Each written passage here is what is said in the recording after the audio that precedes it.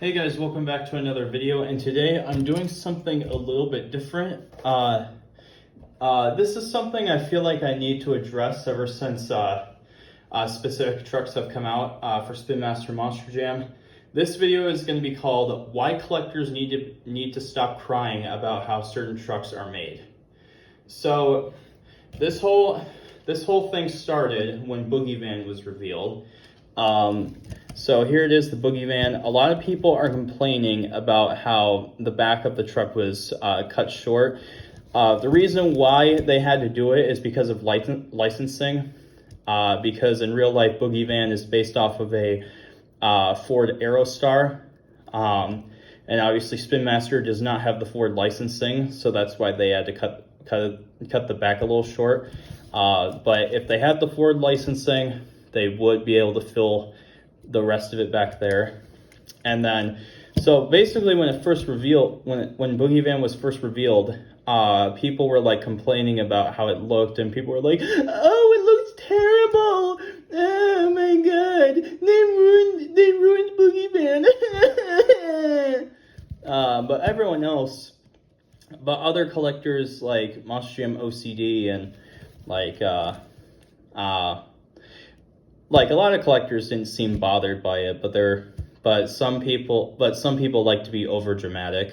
And then I know there's some collectors complaining about how on the orange side of the hood right here on the split paint job Avenger, the flames right here should be blue, but they can easily fix that. So, I mean, I know there's one person in particular that was freaking out about it. I'm not gonna say who it is, but I know some. So, and he was just making a big deal about it.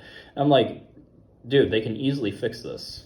So, yeah. So, with Ryan being the brand ambassador of Spin Master, obviously he gives the team feedback, and of course he negotiates with Jordan, who is the designer for Spin Master. So obviously, I'm sure he gives feedback. So if they ever release this again in the future, I am mostly positive that they can fix this. And then I know some people were complaining as well about the 25th anniversary Gravedigger, that it wasn't the World Finals paint scheme from World Finals 8.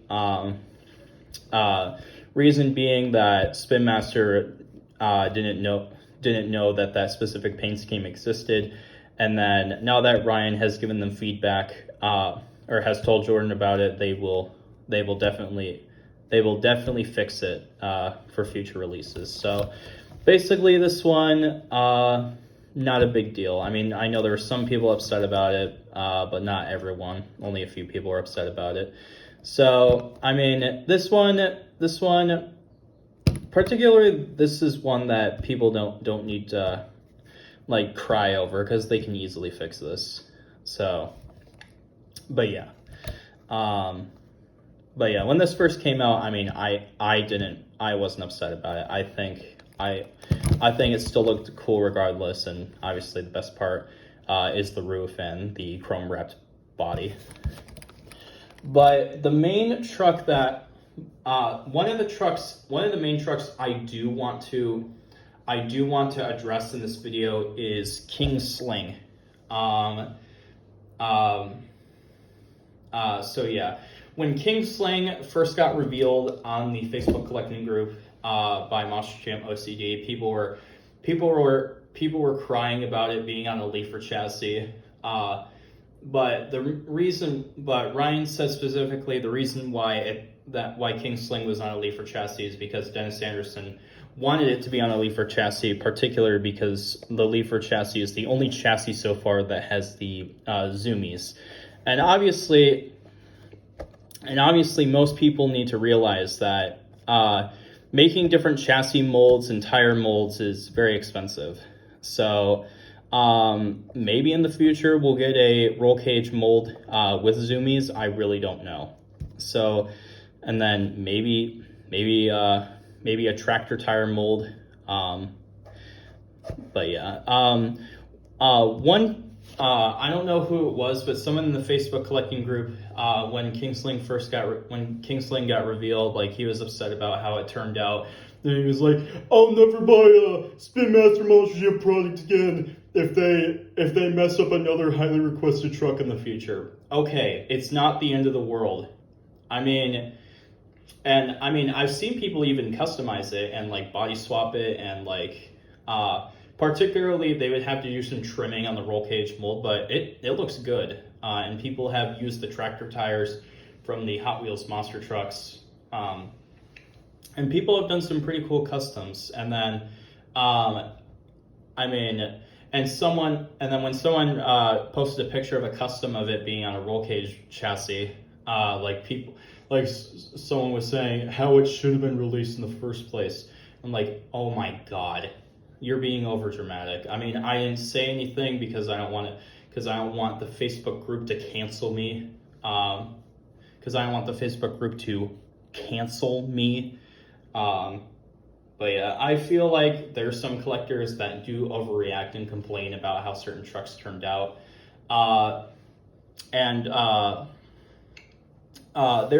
There's another truck I do want to address as well, and that truck being Axe. I do not have Axe yet because Series 29 has not hit my area. But some people are complaining about it not having the ladders and it not having its own casting. Okay, there's two things I want to point out. Axe doesn't always run the ladders. So basically, if you're gonna cry about it not having ladders, if you're gonna cry about the diecast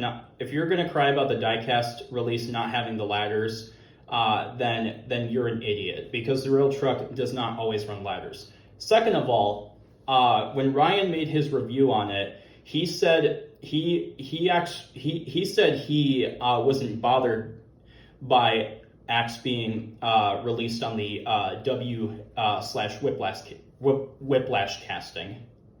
So, I mean, Ryan said that it looks fine. Ryan said he wasn't upset about it. So yeah, I mean, obviously, you know, everyone's going to have their own opinions, and there's people entitled to their own opinions. But particularly Axe and King Sling are and Boogie Van are Axe, King Sling, and Boogie Van are basically three trucks that people particularly need to stop crying and complaining about for how they look. Because I think people were being flat out ridiculous when they were complaining about that they had to trim the back of the Boogie Van casting because of licensing reasons. And then obviously people complaining about King Sling being on a leafer chassis. I think some people tend to be over dramatic and things like that. So yeah, people need to stop crying. There's some people out there that need to stop crying and complaining about how certain trucks are made. I mean, with a few exceptions, when it comes to the split paint job Avenger and the 25th anniversary Chrome Gravedigger, these can easily be fixed. So for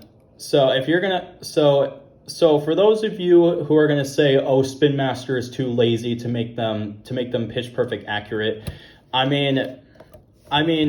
when a first sample of a truck is gonna sometimes have errors, and they can easily fix it the next time they release it. So, since Ryan has told Jordan how the actual Chrome 25th anniversary Gravedigger looked like, most likely they will fix this and give it the proper look in the future. And then, like Ryan said, they can easily fix the flames and the headlight on the orange side of the truck for the split paint job Avenger. So the 25th anniversary Chrome Gravedigger and the split paint job Avenger can easily be fixed. So there's no need for collectors to complain or cry about how they turned out. But when it comes to trucks when it comes to trucks particularly that have to have a casting change because of licensing reasons, or being released on certain chassis because of exhaust molds. Like I said, King Sling being released on a leafer chassis because of the zoomies. So yeah, I think there's some people out there that tend to be over dramatic about how certain castings are made. So before I close, once again, I would like to say, stop crying about how King Sling and Boogie Van turned out. Because like I said, only reason why Boogie Van had a casting change is because of licensing. And then the reason why King Sling was released on a leafer chassis is because Dennis Anderson requested it to be on a leafer chassis because of the zoomies. And then I also mentioned as well, like, making different chassis molds are very expensive. So, and as far as I know, I think King Sling is going to be a one-time release. I am not expecting it to be released a second time. I could be wrong, but for now, I think this is the only time we're getting a King Sling. So yeah, I feel like it was time for me to address this. So basically, stop crying about how King Sling and Boogie Van were made, because if that's how they were requested to be made, or if they had to change some things due to licensing, then yeah, we have no control over what they do. So basically, for those of you collectors who are freaking out and complaining about how King Sling turned out when it got revealed, stop crying. Please stop crying. So yeah. And then also collectors, please stop crying about Axe not having ladders, because like I said before, the truck doesn't always run ladders during competition.